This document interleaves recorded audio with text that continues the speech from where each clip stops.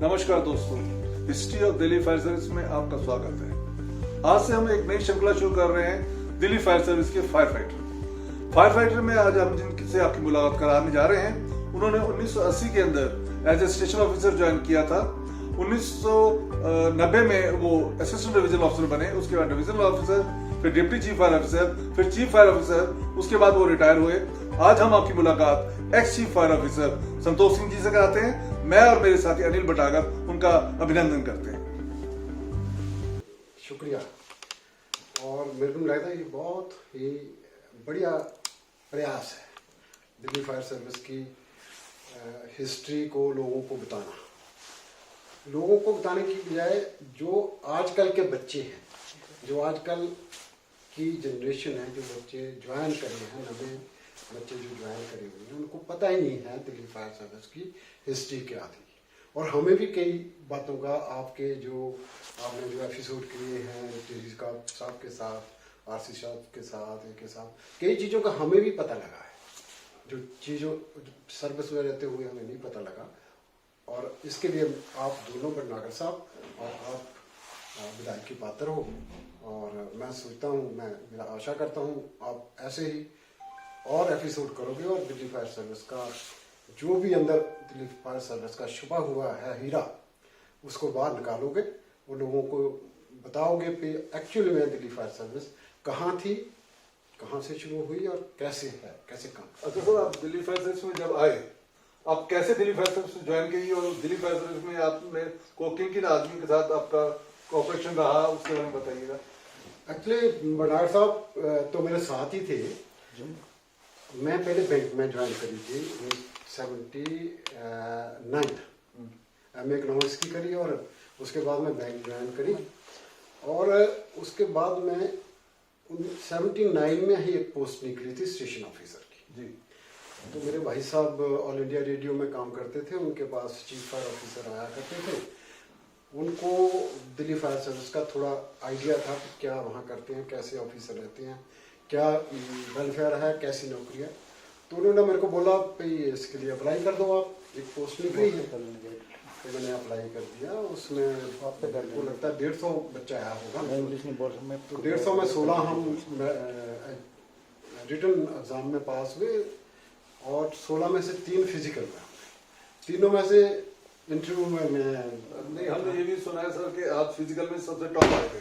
हाँ, उस टाइम मैं पंजाब यूनिवर्सिटी का प्लेयर भी था कबड्डी का। वो बोरी चढ़ने की प्रतियोगिता होती थी, जब मेरे को उन्होंने उठाकर एकदम भाग लिए थे। जब बोरी उठाई 50-55 kg की, तो जब मैं वो रस्सा क्लाइंब करा तो वहाँ एक सूखा था,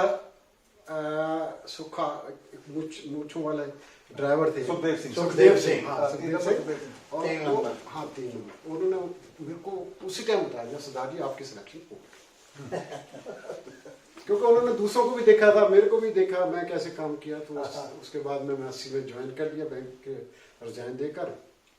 तो उसके बाद में फिर मेरे साथ में मेरे से पहले भटनागर साहब और 5-6 अफसर और सब ऑफिसर भी ज्वाइन किए थे। तो बड़ा अच्छा टाइम था, अच्छा लगता था। भटनागर साहब, भाटी साहब, श्यामलाल, दल सिंह, ये मेरे साथ के हैं, जिन्होंने हमने हरवंश लाल जी, और इन्होंने मेरे साथ एक कमरे में हमने एक शेयर किया। उस टाइम की बात कुछ और थी। अच्छा, मैं जब ज्वाइन किया तो स्टेशन अफसर बहुत सारे, जितने भी स्टेशन अफसर दिखाई देते थे वहाँ। जैसे कि सीनियर अफसर जोगिंदर सिंह साहब थे और एक डिप्टी चीफ फायर ऑफिसर हुआ करते थे, 2 डिप्टी चीफ फायर ऑफिसर थे। उसके बाद में हमारे पास पॉल साहब थे, अमृतपाल साहब थे, और ये थे सीनियर अफसर। और जब मैं स्टेशन अफसर ज्वाइन किया तो बवाकर साहब, बतूरा साहब, ये सारे स्टेशन अफसर थे। अच्छा। तो मेरे को ऐसे लगता है यार मैं तो अभी बच्चा हूँ उनके सामने। तो फिर भी उन्होंने बहुत कोऑपरेट किया आपके साथ, बहुत अच्छा उन्होंने किया। जैसे अपने शिल्लर साहब हैं, ठीक है, बतूरा साहब हैं, बवाकर साहब। मेरे को बवाकर साहब के साथ काम करने का मौका मिला जब मैं चाणक्यपुरी में स्टेशन अफसर था। तो उनका काम करने का तरीका, उनकी यूनिफॉर्म पहननी, उनके आप यूनिफॉर्म पहनते हुए उनके जूते देखोगे तो ऐसे चमकते थे जैसे वाकई यूनिफॉर्म, उनको यूनिफॉर्म पहन के बहुत ज्यादा शौक था। उस टाइम ऑफिसर्स को सारों को यूनिफॉर्म का शौक तो उस टाइम यूनिफॉर्म सारे पहनते थे, कंपलसरी था। कंपलसरी थी, सारे यूनिफॉर्म पहनते थे और यूनिफॉर्म पहननी अच्छी भी लगती थी। उसके बाद में मैंने बतूरा साहब के साथ भी काम किया। बतूरा साहब बहुत सीनियर थे। और उसके बाद मैं 84 का जब दंगे हुए थे तो उसमें मैं चाणक्यपुरी में ही था। मेरे को अभी भी याद है, जोगिंदर सिंह साहब ने मेरे को मैसेज दिया था, संतोष सिंह आप जल्दी कंट्रोल में आ जाओ।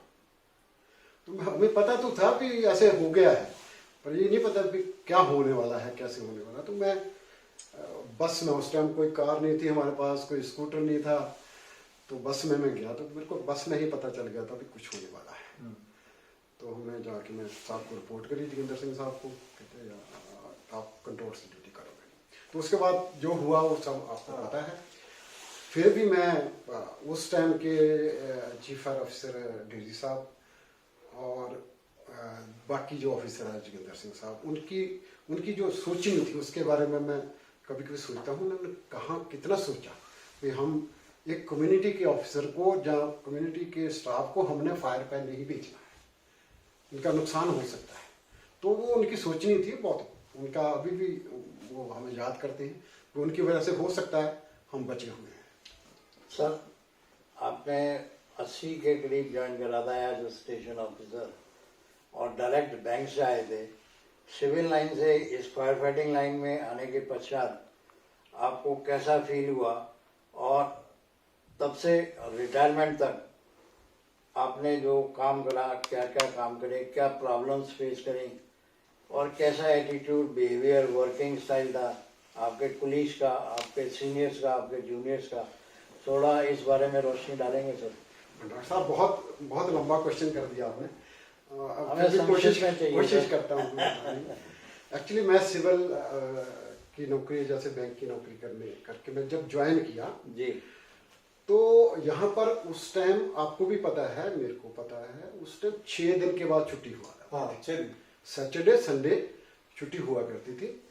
और क्योंकि मैं स्टेशन ऑफिसर था तो मेरे को 2-3 घंटे के लिए भी चीफ फायर ऑफिसर सुंदरम साहब थे उस टाइम चीफ फायर ऑफिसर हमारे, तो उनसे पूछना पड़ता था कि मैं 2-3 घंटे की छुट्टी में जा रहा हूँ जी, मेरे को काम है, या मैं यूनिफॉर्म लेने जाना है या कपड़े लेने जाना। क्योंकि एक मीठी जैसे जेल होती है ना, ऐसा मेरे को महसूस हुआ उस टाइम। तो अंदर ही रहना 6 दिन, आप अंदाजा कर सकते हो कि एक आदमी बाहर घूमने वाला, उसको 6 दिन के लिए आपने बैठा दिया। तो एक टाइम तो मेरे को ये हुआ था बंदिश लगी और मैं वापस चला गया। पर नहीं, उसके बाद मैं दल सिंह साहब, आपके मनागर साहब, हरबंस लाल, भाटी, श्यामलाल, इन्होंने मेरी बहुत हेल्प करी, बहुत भाटिया साहब थे, तो इन्होंने बड़ी हेल्प करी। इन्होंने मेरा मॉरल बूस्ट किया, नहीं सर नहीं जाना है, नहीं जाना है।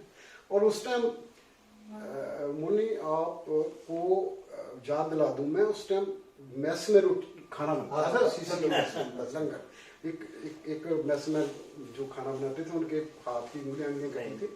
और हम सारे ही वहां बैठ के चूल्हे के सामने खाना खाया करते थे। तो वो माहौल कुछ अलग था।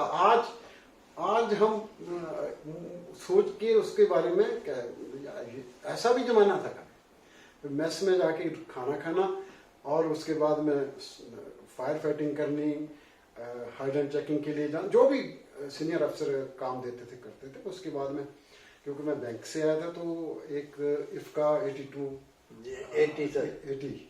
कॉन्फ्रेंस हुई थी चीफ फायर ऑफिसर्स की, फॉरेन एक्सचेंज का। हाँ, तो क्योंकि मैं बैंक से आया था तो मेरे को पता था चेक और डीडी और ये क्या करना है। तो उस टाइम भारद्वाज साहब थे इंचार्ज हमारे, एडमिनिस्ट्रेटिव, हम सब उन्हीं के साथ काम करते थे। तो उन्होंने मेरे को काम दिया था, वो तो बाखूबी जो जितना मेरे को आता था हमने किया और काफी अच्छी वो कॉन्फ्रेंस निकली। उसके बाद में मेरी ट्रांसफर हो गई चंकर रोड फायर स्टेशन में। तो मैं तो रॉ हैंड था, मेरे को कुछ पता ही नहीं था भाई फायर स्टेशन का माहौल कैसा होता है, वहाँ कौन कौन से लॉग बुकर होती है, कौन कौन सा रजिस्टर होता है। तो वहाँ एक लीडिंग फायरमैन थे मिस्टर बेद सिंह, थोड़े हैवी थे, तो वो ऑफिस का काम देखते थे। तो उन्होंने मेरे को ऑफिस का काम सिखाने के लिए या सीखने के लिए उन्होंने मेरी बहुत मदद करी। लीडिंग फायरमैन थे, मैं स्टेशन ऑफिसर था, मैंने सीखा उनसे क्योंकि मेरे को पता है कुछ नहीं आपका था। बड़प्पन है कि एक नीचे वाले को इतना मान दे रहे लीडिंग फायरमैन को। आजकल के अफसर तो नीचे वालों को पूछते तक नहीं। वो उस टाइम देखो उस आदमी ने, वो अब भी मेरे को याद है, मेरे दिमाग में उनकी चेहरा बहुत हेल्प करी थी। लॉग बुक कैसे भरनी है, स्टॉक रजिस्टर कैसे रखना है, इंस्पेक्शन रिपोर्ट सब सीनियर अफसर आते हैं तो क्या कैसे करना, ये चीजें उनसे सीखी मैंने। तो उसके बाद में मैं शंकर रोड चला गया।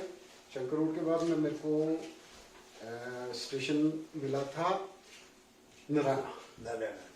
तो नारायणी में मैं गया तो टेंटों स्टेशन था, ये भी वैसे टेम्परेरी था शंकर रोड, पर थोड़ा मकान अच्छा बना हुआ था, वहाँ तो टेंट थे, टेम्परेरी स्टेशन था।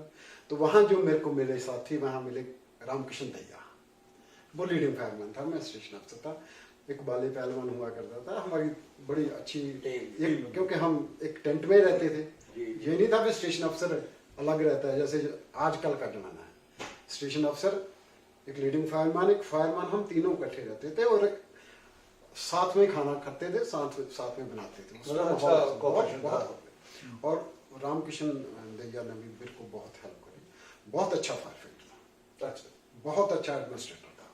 उसके स्टेशन पे जो स्टेशन का, उसके रहते हुए जो स्टेशन का माहौल होता था, जो फायर ग्राउंड का माहौल होता था, मैंने किसी दूसरे स्टेशन अफसर का नहीं देखा। अच्छा, इसलिए मैं रामकृष्ण दैया की भी बहुत इज्जत करता हूँ। वो कुछ भी था, हर आदमी को बांध के रखा था, सारे जो काम होता था टाइम से वो काम कराता था।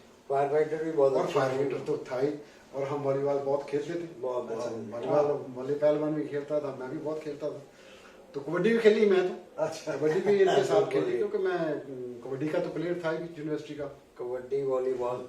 उसके बाद में मेरे को इन्होंने कोर्स में भेज दिया। स्टेशन अफसर था मैं, मेरे को कुछ पता नहीं था, तो इन्होंने मेरे को पहले सब ऑफिसर कोर्स में भेजा लास्ट। तो 81 में मैं सब अफसर कोर्स किया।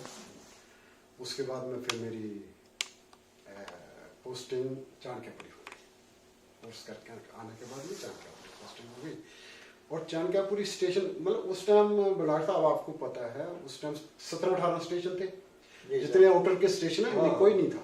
उधर चाणक्यपुरी, उधर शादरा, उधर रूपनगर, इधर मोती नगर, टर्नआउट एरिया बहुत लंबा सफदरजंग, ये था। टर्नआउट बहुत थे और मेरे को नहीं लगता अभी कहीं रात को कभी पूरी नींद कोई क्योंकि काफी फायर होती थी, लंबी दूर जाना पड़ता था। जहाँ हम बैठे हुए हैं द्वारका में, यहाँ पर आग बुझाने आता था मैं। वो उस जमाने में जब खेत थे और मैं जहाँ आग बुझाने आया था। अब भी मैं याद वायरलेस सिस्टम भी नहीं था हमारे पास, सिस्टम नहीं था। उसके बाद में वायरलेस आ गई थी, कोई सेल फोन नहीं था बस। पर उस टाइम आदमियों का आपस में कोऑपरेशन बहुत था जी, आपस में एक दूसरे की सुनते थे। डिसिप्लिन बहुत था, हर स्टेशन अफसर में था। तो मैं 6 बजे रोल कॉल होती है तो मैं 5:45 बजे ग्राउंड पे होता था। अच्छा, मैं कभी ऐसा नहीं सोचा कि मैं स्टेशन अफसर हूँ और मैं चला जाऊंगा, मैं नीचे लीडिंग फायरमैन देख लेगा, सब अफसर देख लेगा, नहीं। मैं स्टेशन अफसर होते हुए मैं पहले दोनों टाइम सवेरे भी शाम को भी, और 3 बजे जो प्रोग्राम, 3 बजे 4 बजे प्रोग्राम होता था, उसमें भी हम रहते थे, हम इंटरेस्ट लेते थे, लोगों से बात की करते। जो 3 बजे प्रोग्राम होता था वो क्या होता था? किसी भी ड्रिल के बारे में डिस्कस करना। ड्रिल भी कराते थे हम, जैसे एक्सटेंशन लेटर की ड्रिल करा दी, हाइडन ड्रिल करा दी, और उसके बाद में टोपोग्राफी के ऊपर लेक्चर होता था। आपके आजकल कौन टोपोग्राफी के ऊपर लेक्चर कर, आजकल तो सेल पे ही डालो तो सब पता लगता था गूगल पे।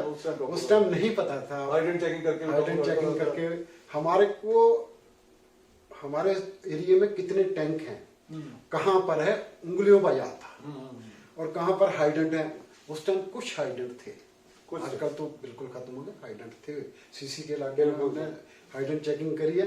एक लीडिंग फायरमैन साथ में होता था, साथ में स्टैंड बाय हाइडेंट की साथ में। तो वो हम ये काम उस टाइम अच्छा लगता था करना, और लोग करते भी थे। तो उसके बाद मैं 83 में स्टेशन अफसर कोर्स में मेरे को भेज दिया इन्होंने। और स्टेशन अफसर कोर्स करने के बाद मैं फिर मेरे को इन्होंने पोस्टिंग दे दी रूपनगर। रूपनगर गया। रूपनगर जो वहाँ स्टेशन अफसर, मैं लास्ट स्टेशन अफसर मैं वहाँ पर ही रहा हूँ। तो 90 में मेरी प्रमोशन हुई। रूपनगर का भी इलाका बहुत बड़ा था, क्योंकि वो लास्ट स्टेशन था, बहुत बड़ा रूरल एरिया जितना भी था वो कंट्री साइड, उसमें हम जाते थे आग बुझाने खेतों की और फैक्ट्रियों की, गोडाउनों की। तो वो उस time industrial area GT Karnal road का था, वहाँ भी आग बहुत लगती थी और खतरनाक आग भी हुआ करती थी। कोई खतरनाक फायर? और उसके बाद खतरनाक फायर तो बादली में मेरे को याद है, जब हम गए तो फैक्ट्री में आग थी, तो सिलेंडर थे वहाँ। अच्छा। जो जाके ऊपर फटते थे फिर गिरते थे, और हम नीचे आग भी आ जाते थे। अच्छा। तो एक तो वो आग बहुत खतरनाक मेरे को लगी। एक गोपाला टावर की आग थी। अच्छा। एक चाणक्यपुरी में जो होटल था, ये बसंत, आजकल सिद्धार्थ है, बसंत कॉन्टिनेंट होटल था उस समय, सिद्धार्थ होटल था, आजकल बसंत कॉन्टिनेंट, उसमें आग लगी थी। कोई प्रॉब्लम आई हो उस फायर में? आने में फायरों में कोई फायरों में प्रॉब्लम आती थी। एक तो गाड़ियां हमारे पास उस टाइम कम थी जी, स्टाफ की कमी नहीं थी। एक बात ये थी कि उस टाइम स्टाफ की कमी नहीं थी, गाड़ियों की कमी जरूर थी, पानी की भी कमी होया करती थी। अच्छा। तो फिर भी हमें क्योंकि हमें पता था, हम रखी करते थे, हम देखते थे कहाँ हमारे टैंक है कहाँ क्या, तो हमें फिर कोई ज़्यादा दिक्कत नहीं होती थी उसमें। तो उसके बाद में तो बहुत आग, जैसे लाजपत राय मार्केट में आग लगी है, हम बाहर, मैं और दैया, रामकिशन दैया मेरे साथ था, हम आग थोड़ा सा बुझा के नीचे आए हैं तो बिल्डिंग गिर गई, और विद इन सेकंड बिल्डिंग गिर गई। और एक मेरी आग जो थी पुरानी दिल्ली में, उसमें फर्स्ट फ्लोर पे आग थी। अच्छा। और सेकंड फ्लोर पे भी कुछ पहुंच गई थी। तो लाला जी थे वहाँ, तो कुछ पैसे कुछ उनके होते थे, उसको निकालने थे। तो हमने कोशिश करी, उनके वो जो पैसे से निकल गए। अच्छा। और उसमें नीचे एसटीओ बलजीत था मेरे साथ, जो एसटीओ उस टाइम फायरमैन था, और पूरी गली में हम आग बुझा रहे थे नीचे। अच्छा। और पता नहीं मेरे दिमाग में क्या हुआ, मेरे साथ थे, तो मैं इंचार्ज था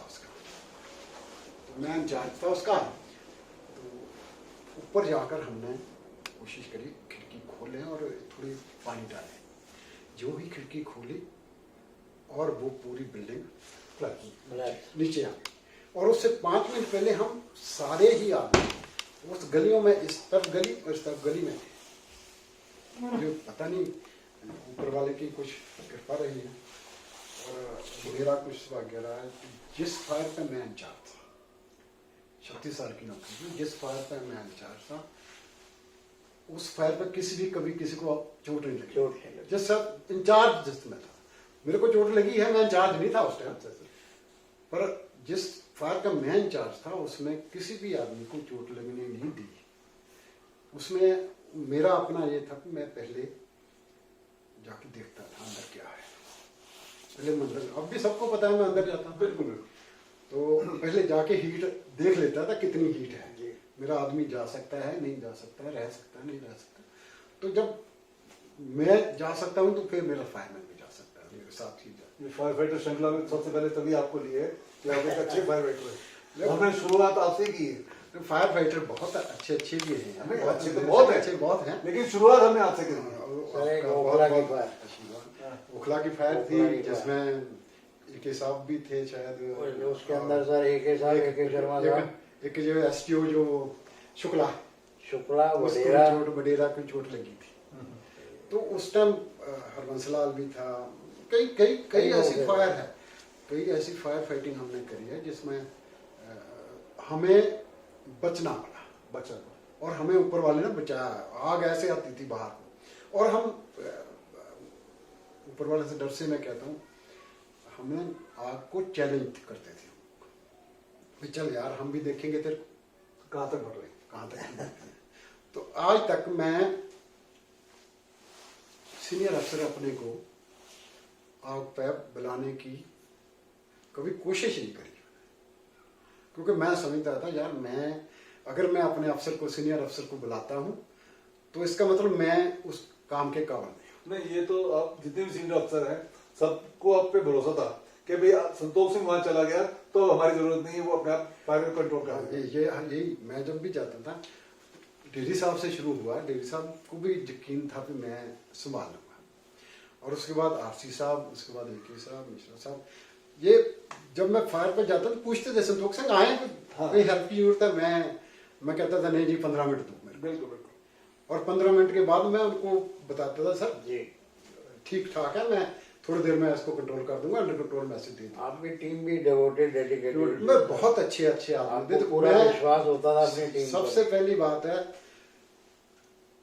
जितने मेरे साथ PA थे, जी ओम प्रकाश STO जो रिटायर हुआ उससे लेकर लास्ट में भूप सिंह तक, भूप सिंह, जो अभी भी, ये मेरे PA इतने थे, ये फायर पे मेरे से पहले जाते थे। आजकल के अफसरों के PA मैं नहीं देखे, कोई जाता होगा, कोई एक दो होगा ऐसा, पर मेरे साथ जितने भी PA रहे हैं उनका बहुत ज्यादा योगदान रहा उसमें, क्योंकि वो मेरे को बिल्कुल मेरी हेल्प बहुत करते थे, उन पर भरोसा था। जी जी, और उन्होंने मेरी, भूप सिंह है, ओम प्रकाश है, और भी बहुत है जो मेरे साथ अटैच रहे हैं, ड्राइवर जो अटैच रहे हैं, जय भगवान है, दूसरे हैं, असलम है, इन पे मेरे को भरोसा था और इनको मेरे पे भरोसा था, इसलिए जहां भी हम जाते रहे अच्छे उससे टीम वर्क से काम किया। और भूप सिंह तो बहुत फायर पे काम करता ओखला में ये भी इंजर्ड हुआ था सर। पर मेरे को एक थोड़ा गिला है कि मैं उसको प्रमोशन नहीं दिला सका और उसको कोई मेडल नहीं दिला सका, क्योंकि मेडल भी यहाँ पर मैं कहना नहीं चाहता कि मेडल भी कैसे मिलते डेडिकेटेड हुआ। अच्छा, इतने साल की नौकरी में सर कभी आपको कोई गिमो या कुछ वो तो नहीं मिला होगा? मेरे को पहले तो एक बात और बताऊं, मेरी 36 साल की नौकरी में जी, मेरा एक भी दिन का मेडिकल नहीं है। Very good, very good. कोई मतलब पता नहीं, भगवान ने मेरी सेहत ठीक रखी, और कभी बुखार बुखार हो जाता था ना, तो मेरी मिसेज कहती थी छुट्टी ले लो ना, तो कंबल लिया, गाड़ी में बैठ के वहां काम किया। जैसे मिल्खा सिंह कहता है ना, जब मैं दौड़ता हूँ बुखार उतर जाता है, तो जब हम फायर फाइटिंग करते थे तो सब उतर जाता था। दूर हो जाती थी। जब गाड़ी में बैठते थे उसी टाइम ही, क्योंकि गाड़ी में बैठते समय ही सोचने लग जाते थे यार आगे क्या मिलेगा, कैसे काम करेंगे। तो बुखार का तो नाम ही, बीमारी का तो कोई नाम नहीं। बिल्कुल। और बाकी जो आपने मीमो की बात करी, सारी सर्विस में मेरे को 2 मीमो मिले हैं। अच्छा 2 मीमो, और वो भी मैं अपनी तरफ से सोचता हूँ कि मैं अच्छे काम के मीमो मिले मेरे को। Very good, very good. और वो एक का वाक्य वो है, जब ताज पैलेस में एक दफा थोड़ी आग लग गई, तो मेरे ADO थे पवार साहब, तो पवार साहब की जो जीप थी वो स्टार्ट नहीं हो रही थी, तो मैं अपने ड्राइवर को बोला भी तू उसको हेल्प कर दे, स्टार्ट कर दे, धक्का मार के स्टार्ट कर दे। जब वो ड्राइवर मैंने भेजा तो मैं गाड़ी पे तो कोई रहना था ना जी सर, तो मैंने गाड़ी आती थी चलाने, और चाणक्यपुरी स्टेशन बहुत दूर नहीं था, तो मैं गाड़ी पे ड्राइविंग कर ली, मैं ले जाता हूँ कोई बात नहीं। तो जब मैं बाहर से निकला, जब भी निकला तो डेरी साहब पालम एयरपोर्ट से आ रहे थे, कहीं उन्होंने देख लिया स्टेशन ऑफिसर गाड़ी चला रहा, इसलिए मतलब उनकी सोच है, वो बहुत सीनियर हैं, रिस्पेक्टेड हैं, उनकी सोच पता नहीं क्या रही हो, पर मैं अपनी तरफ से अच्छा काम किया था, उसका मीमो मिला था, वो कुछ नहीं हुआ, जवाब दे दिया। और दूसरा, एक आग लगी थी आदर्श नगर में जिप्यू में, उसमें मैं बाकी जो हमारा डिपार्टमेंट था वो सब बिजी था इधर बग्यान भवन की आग में। उस टाइम पहले एक मीडियम फायर हो गई थी, तो मैं उसमें इंचार्ज था, तो मेक 6 फायर थी, मैं उसमें इंचार्ज था। तो उसमें मेरे को मीमो मिला था, तुमने इसको BT डिक्लेयर क्यों नहीं किया? मेरे से मतलब मेरे से किया। सवाल मेरे से पूछा गया था, एक्सप्लेनेशन मेरे से ली गई थी कि आपने इतनी बड़ी आग थी इसको मीडियम क्यों नहीं किया था। हो सकता है उस टाइम के चीफ अफसर वो सोचते हो कुछ बात हो, पर मेरे हिसाब से वो मीडियम नहीं करने के काबिल थी, क्योंकि मेरे को पता था चार दीवारी में आग है और जो होना है वो हो गया। झुग्गियों की आग का 15-20 मिनट में जो होना होता हो जाता है। मेरा तो झुग्गियों का बहुत बड़ा एक्सपीरियंस है। तो पानी का टैंक भी साथ, उसका भी जवाब दे दिया, ठीक है। 2 मीमो मिले थे और उसके बाद में 2 एप्रिशिएशन भी मेरे को मिले हैं बहुत। एप्रिशिएशन तो काफी मिले हैं आपको। मेरे को एप्रिशिएशन मतलब मेरिटोरियस अवार्ड मिला है, वो डेरी साहब और मेरे सीनियर अफसरों की वजह से मिला है। मेरिटोरियस मिला है, डिस्टिंग्विश मिला। और एक बात मैं और कहना चाहता हूँ आपको, ताकि कई आदमियों को नहीं पता है, फॉरेन कॉल जो होती है दूसरी स्टेट से बात दिल्ली से, ये 2 मेरी नॉलेज में 2 या 3 कॉल है जो नोएडा और इसको एनसीआर को छोड़ कर। एक तो भुज में गए थे हमारे आदमी, आरसी शर्मा साहब जब गए थे जाट बन के, और एक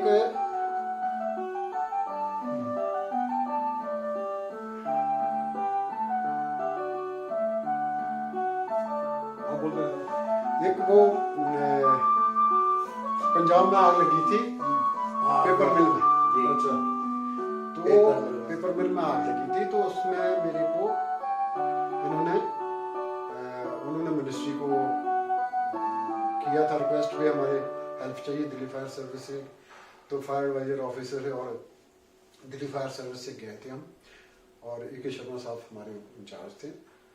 और उस टाइम उन्होंने मेरे को भेजा था पंजाब में। मैं सवेरे गए थे 22 शाम को गए थे, तो दूसरे दिन हम उसको कंट्रोल करके बिल्कुल सेट करके, 2-3 अफसर पवार साहब थे मेरे पास, साथ अटवाल था, किशन था, एडीओ, तो हमने बिल्कुल सेट करके मैं आ गया था। तो ये भी मेरी एक अचीवमेंट है। दूसरा, जो पंजाब नेशनल बैंक में आग लगी थी, आपको भी पता है सब, जिसमें हमारी फायर सर्विस को बहुत एप्रिशिएशन मिली थी। उस टाइम की chief minister madam Sheila Dikshit थे, उन्होंने बहुत एप्रिशिएशन किया था उसमें। तो उसमें हर आदमी को जो उसमें पार्ट प्ले किया था, तो उसको सर्टिफिकेट दिया था ए के शर्मा साहब ने, वो मेरे पास एप्रिशिएशन पड़ा है। बाकी खेल में तो मैं था ही, कबड्डी को छोड़कर वॉलीबॉल का तो मैं रहा ही, फायरमैनों के साथ भी खेलता था, और अपने अफसरों की टीम में तो अफसर इतने ज्यादा नहीं थे खेलने वाले, आजकल तो है, लेकिन फिर भी ये तो है आपका, हर एक से लोअर स्टाफ से लेकर ऊपर तक हर एक आपकी तारीफ करते हैं कि अच्छे एडमिनिस्ट्रेटर भी थे, अच्छे मिलनसार भी थे। वही था, जितनी देर मैं अपने नीचे वाले को उसकी वेलफेयर ख्याल नहीं रखूंगा तो मेरे साथ कैसे काम। बिल्कुल। तो मेरे दिमाग में वही थी। ये भी देखने में, जितनी झुग्गी फायर आपने जिक्र करा, झुग्गी फायर में लास्ट में जितने सीनियर अफसर थे वो आपको ही इंचार्ज छोड़ के आते थे कि मेरे साथ साथ अब नागर साहब को भी छोड़ते थे। तो नागर साहब के साथ रहते थे, लेकिन आप मैक्सिमम आपको ही छोड़ा जाता था एज फुल फ्लेज इंचार्ज, बाकी आपकी टीम होती थी। मैं कंट्रोल में था तो सर को कहे झुग्गी स्पेशलिस्ट। उसका एक रीजन है कि सर चले गए झुग्गी की फायर पे तो अब कंट्रोल हो ही जाए। 36 साल की सर्विस में, 36 ईयर की सर्विस में ट्रांस यमुना एरिया 22 साल दिखा मैंने। 22 साल गुड कमांड, कोई नहीं तोड़ेगा सर। 22 साल कोई जमुना पार नहीं देख सकता। मैं एडीओ, डीओ, डिप्टी सीएफओ 22 साल रहा हूँ। और ट्रांस यमुना एरिया में जो झुग्गी थी ना, जो एरिया जो जमुना का वो एरिया था, और ट्रांस यमुना के साथ साथ मेरे पास दरियागंज फायर स्टेशन भी था जी। तो दरियागंज फायर स्टेशन में भी झुग्गियाँ थी सारी, बिल्कुल, जितना ढोलक बस्ती एरिया सारा। और मेरे को जितने झुग्गियों वाले थे ना, जो इनके लीडर, जी जी, रथी में चला जाता था, बीच बीच में झुग्गियाँ मैं चला जाता देखने पे क्या हो रहा है, कैसे हो रहा है, उनसे मिल लेता। तो जब मैं फायर में जाता था तो वो झुग्गियों के लीडरों को पता लग जाता, यार उस आ गए, अब ठीक है। तो वो भी मेरी बहुत हेल्प करते थे। हमारा स्टाफ तो था ही था, पर जब झुग्गियों वाले थे, जब उनको पता लग जाता ना सरदार जी आ गए, तो उनके दिमाग में लाइनिंग बहुत अच्छी थी। उसमें मेरे साथ जो मेरे साथी थे नीचे वाले बहुत अच्छे थे। शाहदरे में ट्रांसजमुना एरिया में अभी भी लोग याद करते हैं, काफी काम को तो याद किया जाता है सर। क्योंकि मैं कभी भी फायर फाइटिंग में, जब आप फायर फाइटिंग का ही देख रहे हो तो फायर फाइटिंग में तो मैं मानता हूँ कि काम किया है। जी जी, नहीं वैसे भी किया है सर, वो तो जिनको पता है उनको पता है। रिटायरमेंट के बाद क्या कर रहे हैं सर? रिटायरमेंट के बाद मैं अपना fire adviser government of Punjab लगा था, 1-1.5 साल रहा हूँ वहाँ। उसके बाद मैं फिर अपनी कंसल्टेंसी भी करता हूँ, वैसे शौकिया, और बाकी तो मौज ठीक है। आप लोगों से बातचीत हो जाती है, स्टाफ से भी बातचीत हो जाती है। कंट्रोल में जाता हूँ कभी, बहुत इज्जत करते हैं लोग, बहुत रिस्पेक्ट देते हैं।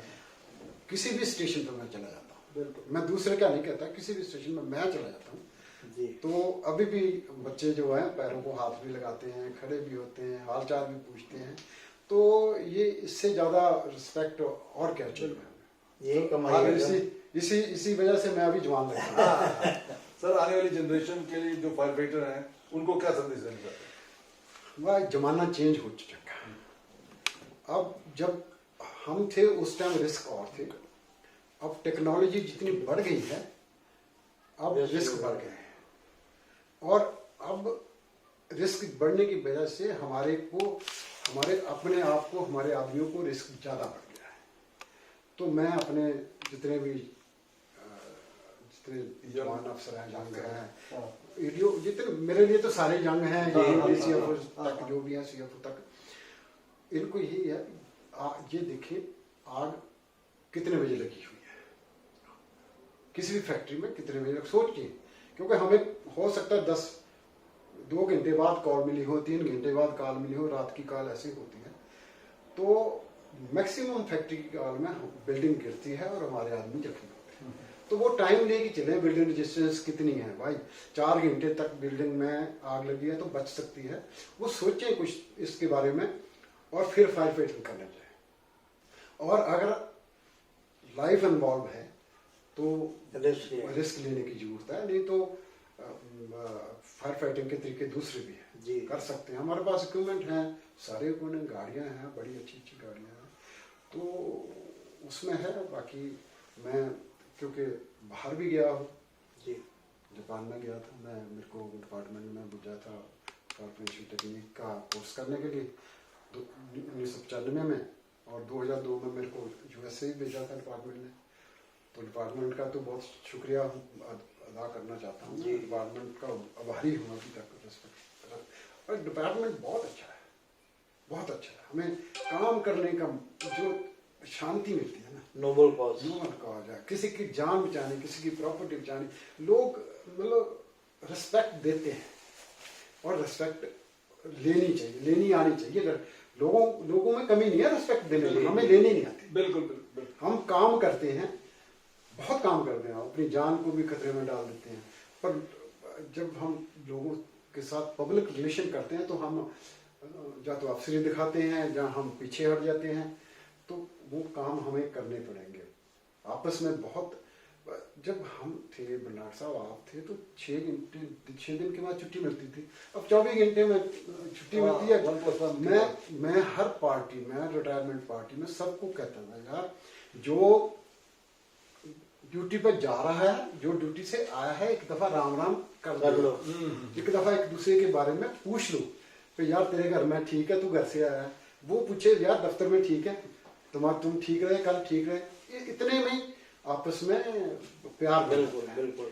और ऐसा नहीं है, और क्या होता है, आने वाला आता नहीं है 10:30 बजे तक, जाने वाला पहले तैयार रहता है, तो बात करने का तो मौका नहीं मिलता। ये तो है। अब अफसर भी जो है ना, अफसर भी इतना इंटरेस्ट। सर आपने ये बात छेड़ी है, तो इन जनरल एक क्वेश्चन है सर, नॉट ब्लेमिंग और नॉट कॉम्प्रोमाइजिंग। आज सूत्रों से पता चलता है जो स्टेशन अफसर की एक वैल्यू होती थी, आज वो नहीं है। जो एक कड़ी है ये तो जूनियर और सीनियर्स के बीच में, इसको क्यों अवॉइड किया जा रहा है, ऐसा क्यों है, इसके बारे में आप क्या सुझाव देते हैं सर? देखो, अपनी इज्जत अपने हाथ में, अपनी इज्जत अपने हाथ में। अगर आपको नॉलेज है, अगर आप काम करना चाहते हैं, अगर आप आपके अंदर दम है तो दूसरे वाला रिस्पेक्ट करेगा। अब मैं काम करूंगा तो दूसरे वाला रिस्पेक्ट क्यों नहीं करेगा? अब मैं ही ग्राउंड में नहीं आऊंगा, मैं मेडिकल में रहूंगा, ये लॉकडाउन मैं ही पहले जो छुट्टियां मारता थे, रहूंगा। सुबह रोल कॉल में आते थे, शाम को जैसे कि तीनों चारों में आते थे। हाँ, तीनों और चारों तीनों को अब नहीं अफसर आते ना, हाँ। अब गस्टेड अफसर हो गए हैं। हाँ, 3 बजे गस्टेड 4 अफसर बजे होने का मतलब नहीं है, ये नहीं है भाई आप अपना जो मॉरल ड्यूटी है, जो हमारी ड्यूटी असली ड्यूटी है, उसको भूल गए। हमने आपस में सारे जितने हमारा स्टाफ है उसको उसकी वेलफेयर देखनी है। जी जी बिल्कुल। हम आपस के स्टाफ से बारे में बात नहीं बातचीत करेंगे, करें। बात नहीं करेंगे तो कैसे आप कैसे परिचित होंगे? बिल्कुल। अपने स्टाफ को बैठाएं, उनसे बात बात करें करें। 1-2 घंटा रोज, उनकी दुख सुने। हालांकि आप उनका हल नहीं कर सकते, कई चीजें ऐसी होती हैं, मैं भी नहीं कर सकता सबका हल, पर मैं उनको रास्ता बताता है, यार कोई बात नहीं, हो जाएगा, तसल्ली रखो, इससे बात करेंगे, उससे बात करेंगे। आजकल के अफसर, मेरा ये ड्यूटी नहीं है, मैं क्यों करूं? इस वजह से सबको इंटरेस्ट लेना इसलिए गैप आता जा रहा है। और जो नए लड़के हैं उनके लिए ये है कि यार तुम दफ्तर की बजाय घर का ज्यादा सोचने लगे लोग 24 घंटे, क्योंकि 24 जहां आप लोग काम करने के लिए नहीं आते, जहां टाइम बिताने के लिए आते हैं, फिर 24 घंटे ड्यूटी करनी है। हाँ। उसके बाद में दूसरा देखेंगे। ठीक है, देखो अपने घर को भी, अपने बच्चों को देखना चाहिए अभी, पर उस पर नहीं, कीमत पर नहीं। फिर डिपार्टमेंट आपका पीछे जाए, आपका काम इधर का काम हो जाए, उधर तुम इंटरेस्ट ज्यादा दिखाओ। दोनों में बैलेंस रखना बहुत जरूरी है। जो नए लड़के हैं इनको पढ़ना चाहिए, बैलेंस रखना चाहिए, बड़े आदमी की रिस्पेक्ट करनी चाहिए, छोटों से प्यार करना चाहिए। मैं जिस स्टेशन पर रहा, जितने बच्चे थे, हर स्टेशन पे जितने बच्चे थे उनसे बहुत प्यार था। हर स्टेशन के बच्चे, लक्ष्मी नगर, शाहदरा, बीकाजी, बच्चों से प्यार करता था। वो आज भी आपको याद आप भी करता याद करो, है। बच्चे बड़े हो गए बिल्कुल सर। तो वो याद करते हैं, वो इसीलिए क्योंकि अपने अंदर जो अफसरी जहां दिखाएंगे ना, बिल्कुल।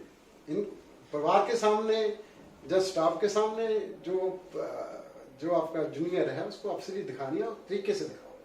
गलत काम करता है उसको सजा दो, अगर वो अच्छा काम करता है उसको एप्रिशिएशन भी करो। आजकल एप्रिशिएशन कम होती है, बहुत आदमी काम करने वाले, बहुत आदमी काम करते। तो सबको यही है, सीनियर अफसर बहुत पढ़े लिखे हैं हमारे, बहुत डेडिकेटेड हैं, डिवोशनल हैं।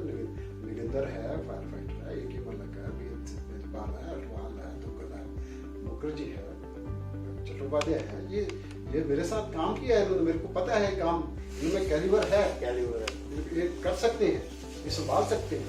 मलक है, ये पवार साहब है, मतलब ये जितनी अब तो टीम ही बहुत बढ़िया है।